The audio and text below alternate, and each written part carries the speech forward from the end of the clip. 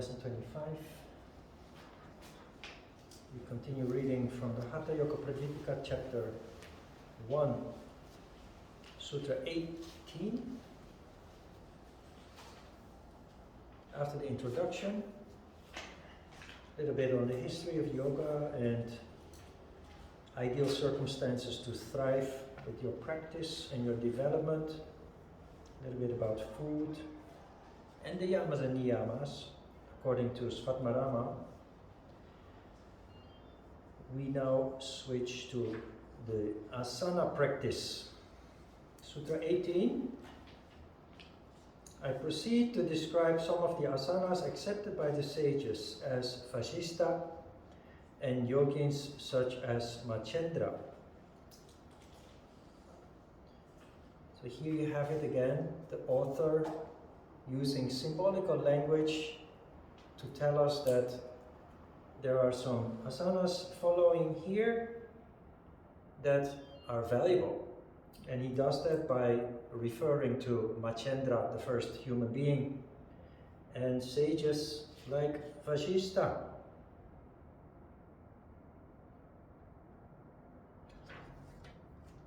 There are, of course, hundreds and hundreds, if not thousands, of different kinds of asanas. I once read somewhere that there are 8,400,000 asanas. I don't know how that works, but there are many. And Svatmarama will highlight some that he thinks are most valuable, but he doesn't say, I think they are most valuable. They are accepted by the sages as Vasistha and yogins such as Machendra. Sutra 19. Having correctly placed both soles of the feet between the thighs and the knees, one should sit balanced and straight-bodied. This is called Svastikasana. Svastikasana is what we know as Sukhasana. Many poses go by different names, so no surprise that we have a different name. The name, however, is interesting. They call it Svastikasana. The swastika originally is like a cross that you see in Buddhist temples. It has been abused, of course, by the Nazis in the Second World War, where it became symbol for evil. And I think they turned it 45 degrees. You see this in Korea everywhere. If you walk in the streets and you look up a little bit, there are these temples here and there, small and big. This is a Buddhist character which represents harmony. I'm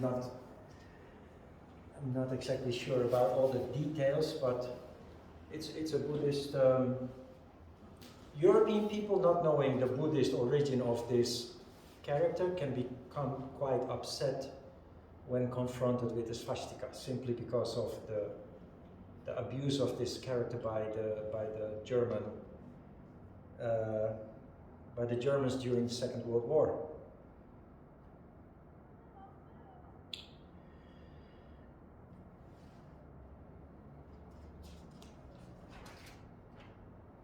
So we know this pose, we don't have to try it out.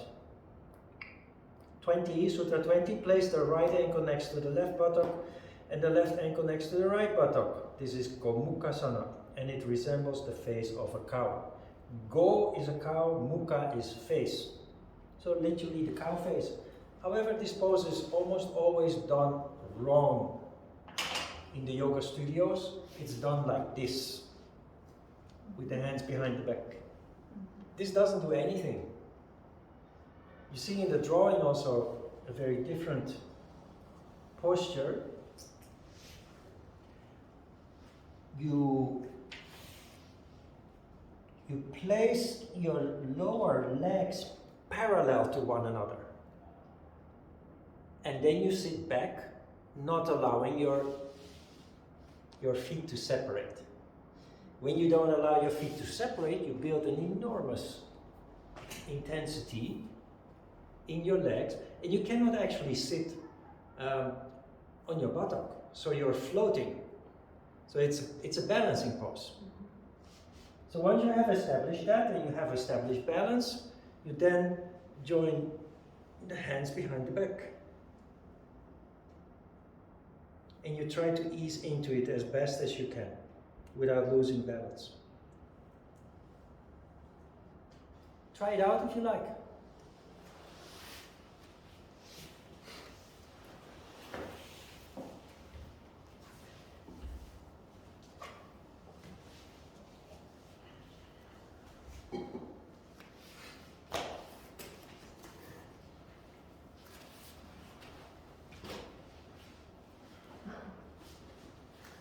Do not cross just parallel, without crossing.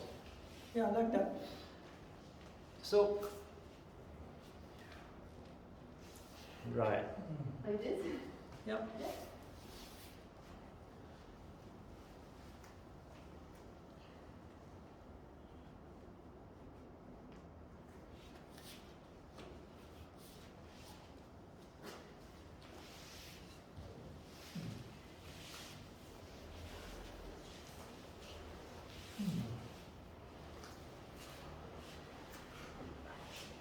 All these exercises described here, by the way, are all part of our course, either in this course or in the future in the advanced course. But actually, what is the reason why so many yoga teachers teach this cow pose like in the wrong way, as you showed it before? Yeah. I also see it like so many times just like this, right? Yeah. So is it just because it's easier, or is it any other reason why so many yogi? It's because they learned it that way. So where it went wrong, I don't know. But it's being taught in the incorrect way.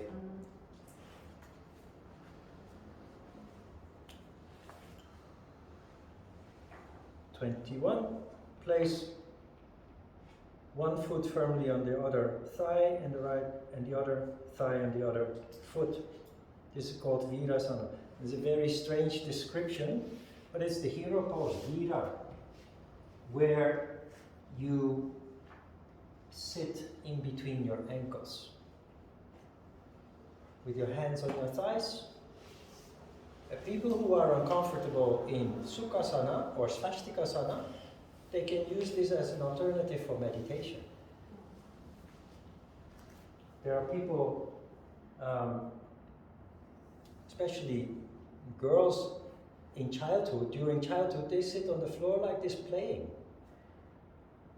So you can imagine if you sat like that during your childhood, as an adult it's very easy and comfortable to sit like this.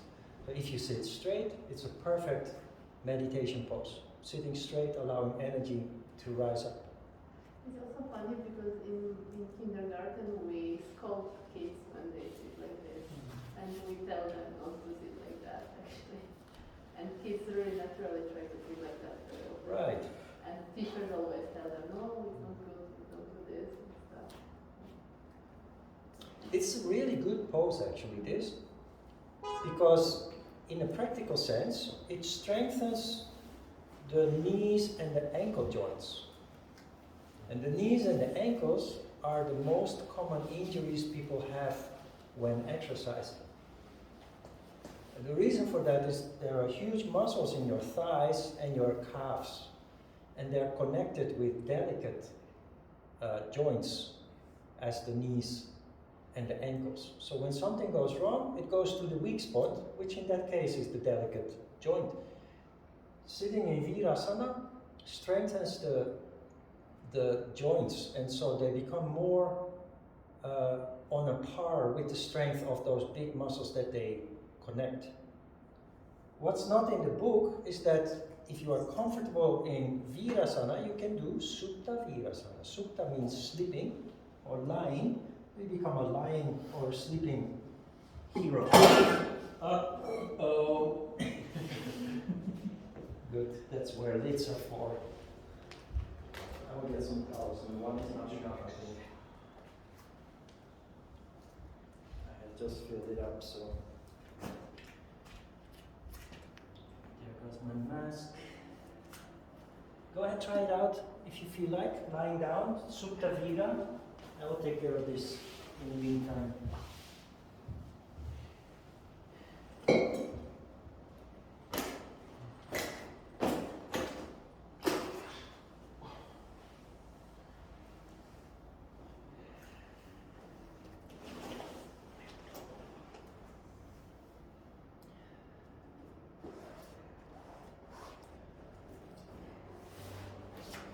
Already done.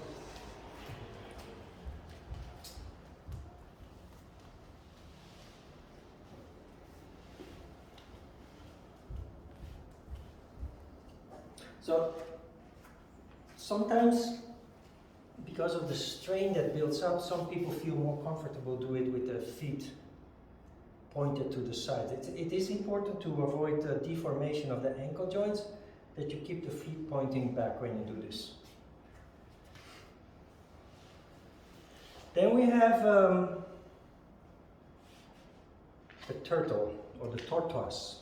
Sutra 22, press the anus firmly with the ankles in opposite directions and sit well poised. This is Kurmasana. Kurmasana is an extreme forward bend. So you have to have forward bending flexibility for Kurma. Because in Kurmasana, you put your legs on your upper arms or shoulders, and then you straighten your legs, so you force yourself very strongly in a forward bend. So it goes like this, you put your arm and the other under the knees, bringing the knees as close to your shoulders as possible, and then you start pushing your heels forward.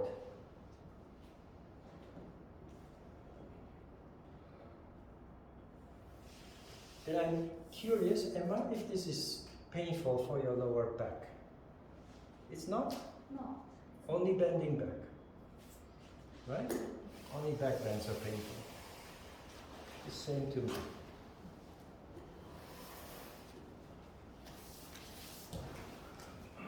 You don't have to do it. There's no way. This is an extreme pose. When I started doing it also, it caused a lot of resistance, but I've been doing it for years, every day, as part of a regular routine, and just gradually over time it becomes like a normal thing to do, so to speak. If you can pursue difficult exercise, if you want to pursue them, apply your yamas and niyamas, be patient, but importantly, have grit. Don't give up. Do not a perfectionist. Just try it out. Follow your feeling. As long as it feels good, and you do it on a regular basis, you will see incredible progress, which is very rewarding, very satisfying when you see that you are actually capable of doing things you never believed possible.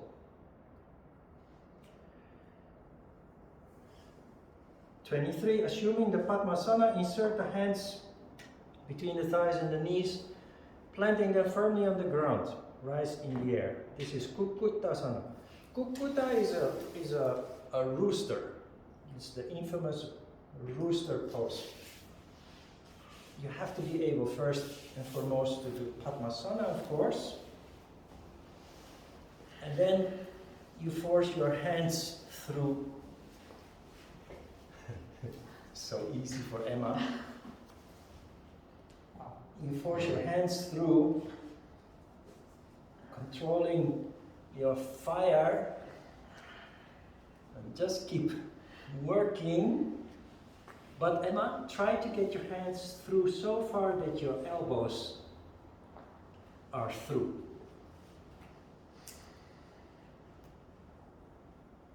Your left foot should be behind your arm, locked in behind your arm.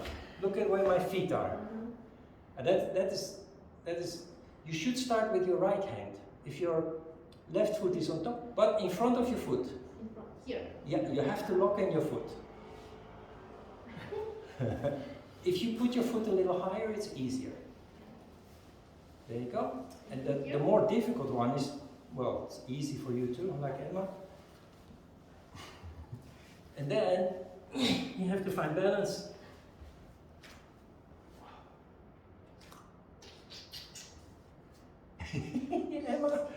Emma, let's trade places. I want you to see.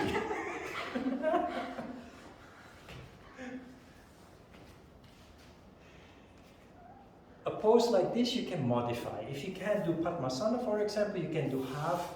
You can do it like this. Because the thing is, the point is not the complexity of the pose. The point is that you work. And here, what you do, especially here, is arm work. And arm work is directly stimulating the heart chakra and the chakras above that. That is the real value here. So it looks like a pretzel pose. If you can do it, it's nice. But it's about energy. So if you can't do it properly, you can modify it. Okay?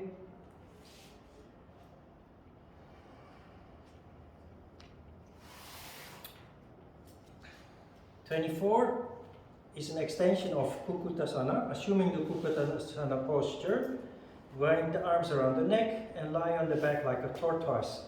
This is called Uttana Kurmasana. Uttana means spread out or stretched.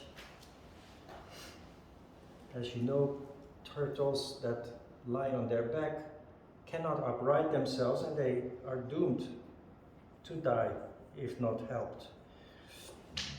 25, taking hold of the toes with the hands. Keep one arm stretched in front, draw the other up to the ear as if drawing a bow. This is called Tanurasana. What you see here is actually two different exercises. Tanurasana is a bow pose and is what you see in the drawing. Lying on your belly, it's something most of us have done in physical education in elementary school and kindergarten. You lie on your belly, you grab your ankles, keep the knees together, and then you push your feet away, creating a bow. This is Tanurasana, but the description is Akarna Tanurasana. Akarna means at the ear, and if you look at the description, this is what it tells you to do. You bring your foot to your ear, which is very different from Tanura, lying on your belly. A very interesting exercise also.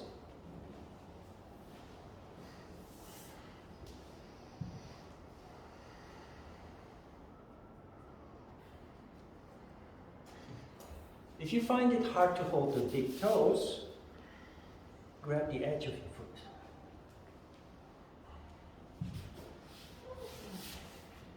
Looks easier than it is. Huh?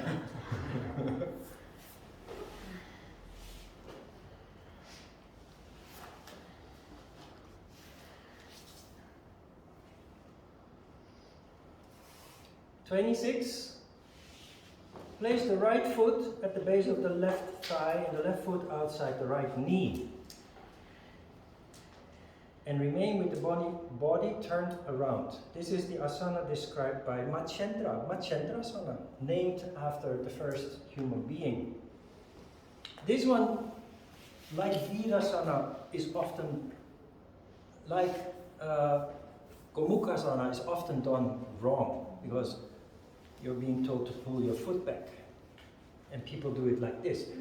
The text is clear. It tells you to put your foot next to your knee. And it changes the dynamic of the pose.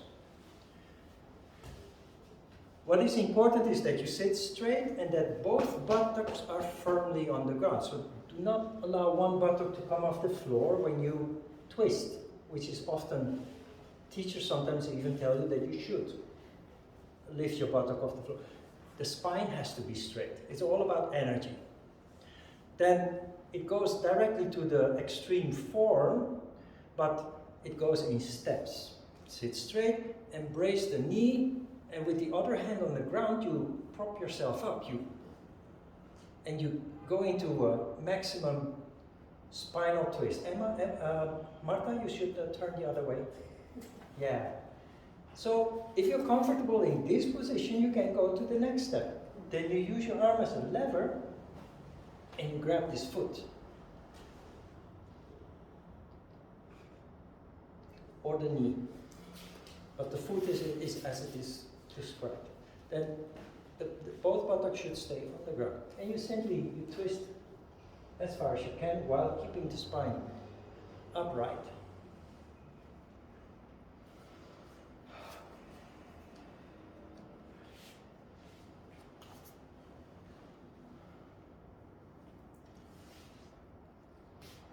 This is not only a very good exercise for maintaining a healthy spine, but it stimulates all the chakras from the bottom up.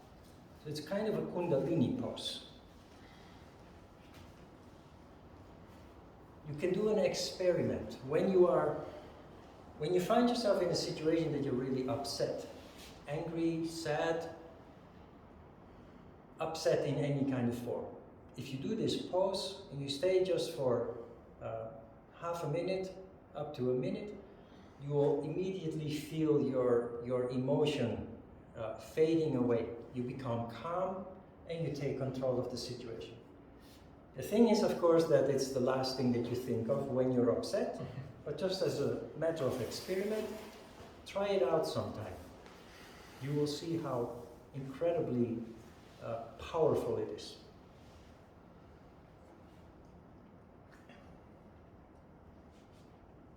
Most exercises, by the way, have this effect, but this one in particular, because it stimulates all the chakras from the bottom going up. It's also the first asana that has more than one sutra to describe it, which the more sutras dedicated to describe a pose, the more important the asana. So 27 continues. This Machendrasana, which increases appetite by fanning the gastric fire, is a weapon that destroys all the terrible diseases of the body. With daily practice, it arouses the Kundalini and makes the moon steady in men. Very interesting. It fans the gastric fire, which later they added increases appetite. This is not about appetite or digestion, it's about these three chakras in the lower body becoming one big glowing ball of energy, vital energy. Because of that, it is a weapon that destroys all the terrible diseases of the body. If you are full of vital energy, you don't get sick. People who get sick almost always get sick because of poor levels of energy. And the energy they possess is just not vital energy, it's just getting them by. It arouses the Kundalini, which I mentioned already, because all the chakras are being stimulated from the bottom up, and it makes the moon steady in men. What does that mean? It makes the moon steady in men. Men generally have typically male characteristics that can feel very toxic. Men have a natural aggression, a natural tendency to control. Making the moon steady in men, that is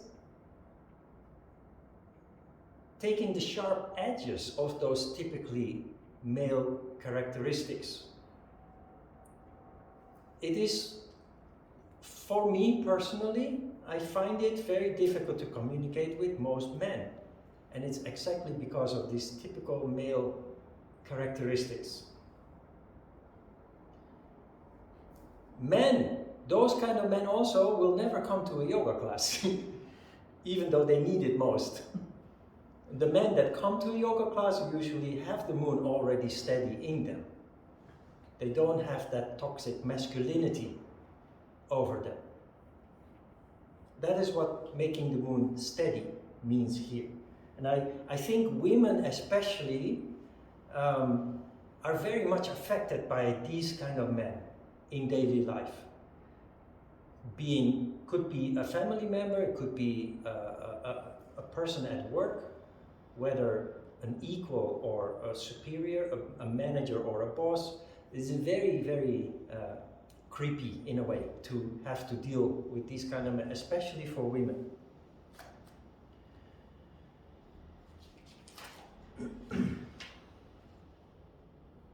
Also interesting is that yoga in the ancient past was practiced by men, mostly.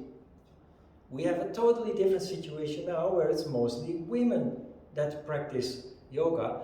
At the previous studio that we had where we were doing class around the corner here, Yoga by Han, is exclusive for women. They don't even allow men to join classes there. And there are many studios in Korea where they don't allow men to join. There's a reason for that. Toxic masculinity, to just keep toxic masculinity out of the door. But actually men need it more than women, I dare say, generally. 28. Stretch out both legs on the ground without bending them, and having taken hold of the toes of the feet with the hands, place the forehead upon the knees and rest thus. This is Pashimottanasana. Two things important here. You do not place the forehead upon the knees, that is one, and you do not rest in a pose, ever. Remember at the introduction workshop and also in the beginning of the course, I think I explained that sattva is found through physical engagement in combination with standing still. The standing still has led to the misconception that you must relax in poses, and it's something that many yoga teachers say during class. They tell you, do a pose, and then they say, relax in the pose. Right?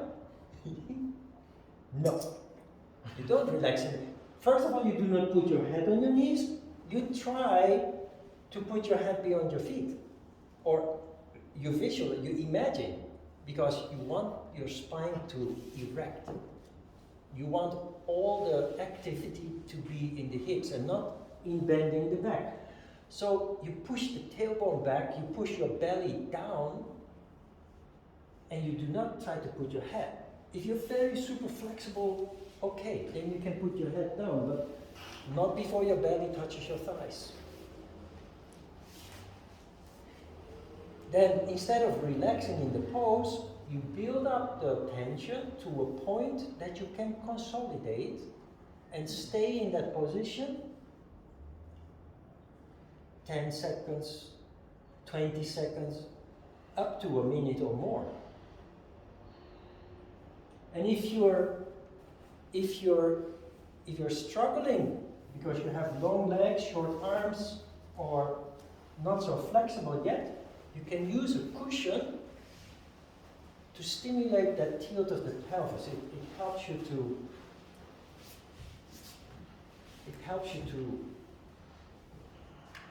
make it a little more easier, a little more doable. Cushion can help in many of these poses where you, especially when you have a forward or bend, sitting on the ground. Pashimottanasana also has more than one sutra dedicated to describe it. And on the surface, a very simple stretch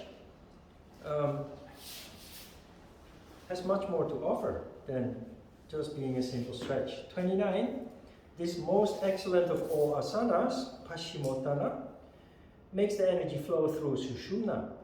It stimulates the gastric fire and makes the loins lean and removes all diseases of men. Sushumna Nadi is of course the third channel that opens up when there is harmony between Shiva and Shakti, so it refers again to that Kundalini effect where energy rises up to fuel the higher chakras. Gastric fire mentioned again. It makes the loins lean and removes all diseases of men. I think that is in the same vein as making the moon steady in men. More referring to characteristics than typical physical diseases. 30. Plant the hands firmly on the ground and support the elbows. Support on the elbows, the sides of the navel. Raise an elevated posture in the air like a rod. This position they call Mayura. This one also has 2 sutras. 31. The Mayurasana cures quickly all diseases like gulma, udara, etc. and overcomes the imbalance of the humors. It reduces to ashes all food indiscriminately taken, kindles the gastric fire, and causes to be digested even the kalakuta, a terrible poison. There are still traditional yogis, mostly in India, who, to establish their authority and prove their qualification as a real yogi, they will ingest an amount of poison to prove their ability.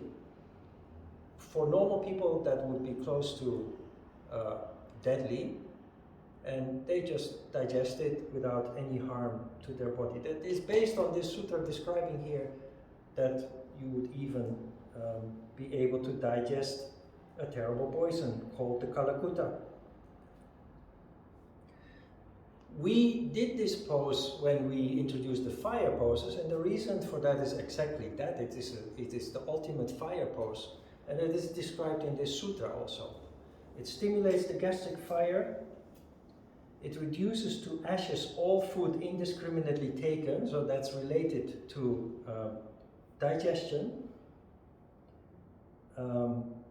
It also overcomes the imbalance of the humors, which is the lack of vital energy that causes us to be in a tamas condition, lacking vital energy. That is the cause of most things that could go wrong physically and mentally in a human being. 32, and the last one for now, lying on the back on the ground like a corpse is Shavasana. Shavasana removes fatigue and induces repose of mind. Probably your most favorite pose, Shavasana, the corpse pose. Questions about the asanas? Okay, let's have a short break and then get to work with the asanas.